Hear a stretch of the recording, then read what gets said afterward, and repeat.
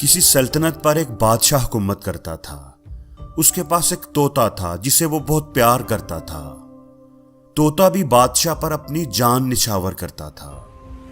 ایک دن طوطے نے کہا کہ وہ اپنی ماں سے بڑا اداس ہے، اس سے ملنے جانا چاہتا ہے۔ بادشاہ نے خوشی خوشی اسے اجازت دے دی اور طوطا اڑ کر اپنی ماں کے گھر پہنچ گیا۔ کچھ دن وہ وہاں اپنی ماں کے پاس رہا، اس کی دیکھ بھال کرتا رہا، اس سے باتیں کرتا رہا۔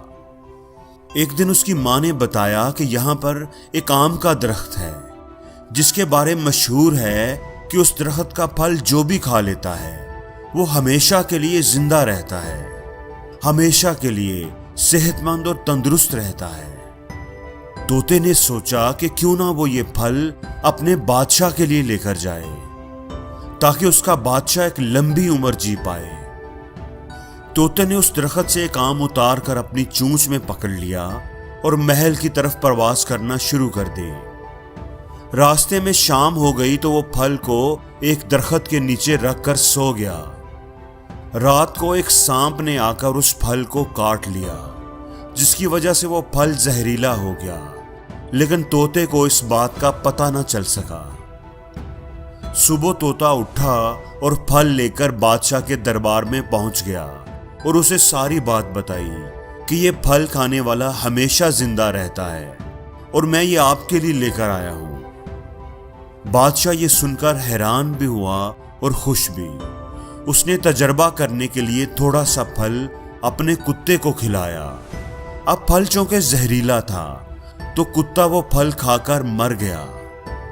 یہ دیکھ کر بادشاہ کو بڑا غصہ آیا کہ میں تو اس طوطے کو دوست سمجھتا تھا، اسے اتنا پیار کرتا تھا اور یہ مجھے مارنا چاہتا ہے۔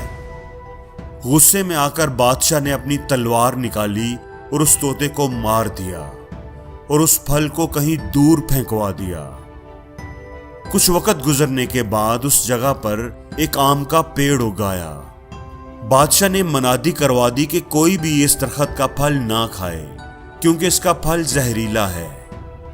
اب ایک دفعہ ایک بوڑھی عورت سفر کرتی ہوئی اس جگہ سے گزری۔ وہ کہیں دور سے آئی تھی اور اس نے اس آم کے درخت کے بارے میں کوئی بات نہیں سنی تھی۔ اسے بھوک لگی تو اس نے اس درخت سے ایک آم توڑ کر کھا لیا۔ اب جیسے ہی اس نے آم کھایا اس کی عمر کم ہونا شروع ہو گئی، وہ پھر سے جوان ہو گئی۔ اب لوگوں نے جب یہ سب دیکھا تو وہ اس عورت کو پکڑ کر بادشاہ کے پاس لے آئے۔ جب بادشاہ نے اس کی بات سنی تو اسے سمجھ آئی کہ اس سے کتنی بڑی غلطی ہو چکی تھی۔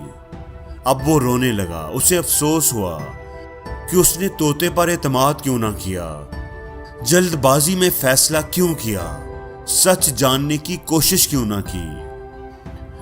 دوستو، ہم میں سے بھی اکثر لوگوں کا رویہ اس بادشاہ جیسے ہی ہوتا ہے۔